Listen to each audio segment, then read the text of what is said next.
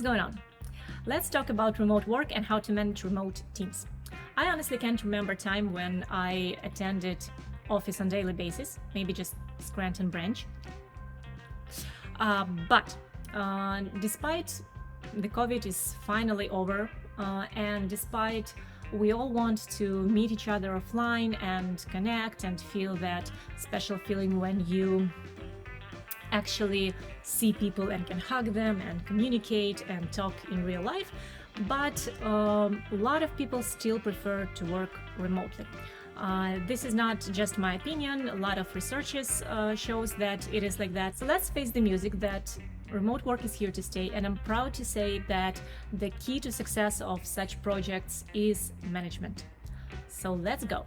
One quick off topic, please press the subscribe button, thumbs up, and ring the bell. And now let's go to the topic.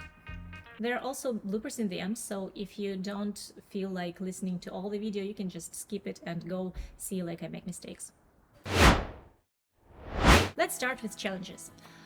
The first that comes to mind is pretty obvious, is communication. Lack of face-to-face interaction can lead to certain issues. For example, you can misunderstand the tone of voice in email, and because of you don't talk to that person live day to day, you don't know their style of communication, you just simply may think that they are being rude or something like that, while they just simply being themselves and they didn't mean it. Also, there could be delays in responding messages in chats, and because of this lack of clarity in communication, you may have some really bad and sad results on your project, such as you can, miss deadlines, or you can do some work and then rework it because you simply misunderstood the task. So it is really important to have clear communication. What solutions we can have here? Well, you can set some standards on responding time. For example, you can set the standard that a message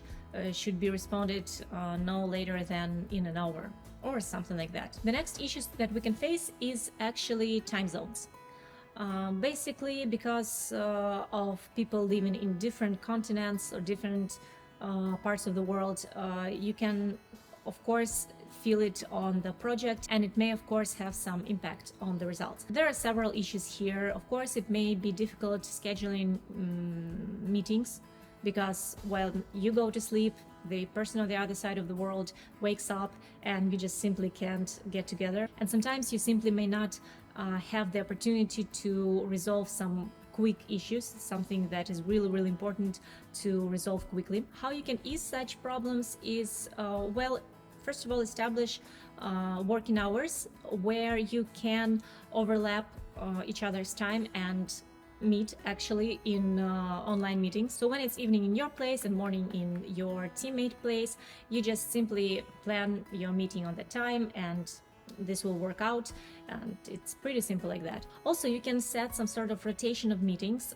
For example, if your team lives not in 2 but 3 or more time zones, you can schedule meetings the way that, for example, one time this will be meeting for this time zone, the other for next, the other for next one. And this will divide attendance in a fairly way, and everyone will feel included and will feel like they are actually part of the project. Of course, there are tons of rules to manage this stuff, like some online platforms that you can use to share project boards and communicate and track tasks there, and some online shared documentation platforms that are really helping while working together from different locations. The other issue that you may face is maintaining team cohesion. The issue here is that this is actually in basic human nature to feel like you belong.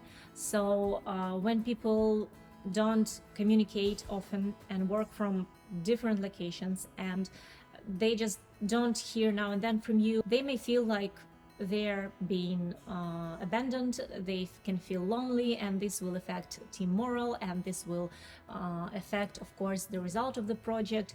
And in long-term perspective, you may simply lose your team, then you will have to look for new people, and then this thing will happen again. So the thing here is, take care of the people you work with, of your team, because these people are super important. Let's talk about communication strategies. First of all, you would want to schedule regular check-in meetings where you will discuss the workload, what's going on in the project, what updates there are, and something like that. Maybe you even can set some rules of communication, like the frequency, the format, stuff like that. And also use, of course, different tools for that. For example, for discussing some deeper issues and tasks, you should use video calls where you can communicate and understand everything from different point of views, and use emails for more official communication, use some messengers for non-official and quick communication, stuff like that. Your virtual meetings should be productive. What I mean by that is that you should have your agendas for each meeting in order to, have structure of the conversation and deal with all the issues and all the questions you have, and maybe use some technical tools like sharing screens, some boards, stuff like that. And maybe you would consider this kind of rule like don't be afraid to over communicate. What I mean here is don't just assume that everyone has all the information they need. Maybe they don't, and maybe they are afraid to ask, or they don't even know they have to know some information. So don't be afraid to over communicate. It's okay for remote teams. The next thing we're going to talk about today is about setting clear goals and expectations. Well, first of all, this will help your team work more productive, obviously, because they know what they're doing and what they're moving toward to. Set clear and measurable objectives of the project you're working on for your team. Set SMART goals. It means that goals should be specific, measurable, achievable, relevant, and time-bound. And of course, this goal should be related to your project priorities and stakeholders' expectations. One more thing that is important is provide feedback. Don't keep person wondering if they do their job well, if you're okay with what they do, or maybe they should do something different, but they wouldn't know it if you won't tell them. So just, provide feedback. If something is not okay, that is okay to talk about it, obviously. You can have these feedbacks over video calls if there are some deeper issues and questions to discuss. Written feedback may work as well if there's just something that you would want to let them know. And just even if all is good, even if everything that your teammate does is great and wonderful, let them know as well, because that's how they will feel comfortable. They won't feel anxious, and they will do their work easier. They will feel lighter and just love their job and the company much more. Let's talk about one more thing, which is supporting remote team productivity.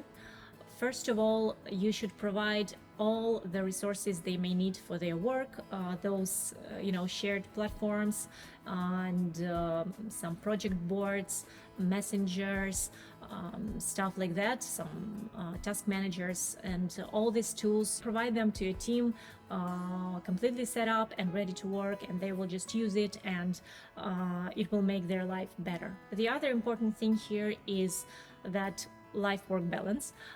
Yes, this is more question to HR, but still, this is your team. These people are super important. They have direct impact on the project you're working on, and they're just your team, so take care of them. So let's sum up. Remote work is here to stay. We know that, we feel that, and this is something we can't argue with. So first of all, there are challenges that you may face. The main challenges are communication barriers, time zones management, and the feeling of belonging. The next thing is really important to have strong communication strategy, which means that you have regular check-in calls, you should have agenda for your video calls, and also don't worry about over communicating. The next thing is share clear goals and expectations, set the SMART goals, you remember SMART, and also share the feedback on your team's work. The next thing you should take care of is providing all necessary resources, and take care of your team, because life-work balance is not just some fancy wording. It's very important. That was it for today. Don't forget to, subscribe, thumbs up, ring the bell, and go check my other videos and see you in the next one. Thanks. Objectives. I honestly can't remember. You can misinterpret it. One quick off topic. One quick off topic. Misinterpreted. Aligned and related to your project. What? Priorities. Okay, you don't have to know something. Pretend. Misinterpreted. If you don't want, set smart goals. If you don't know what,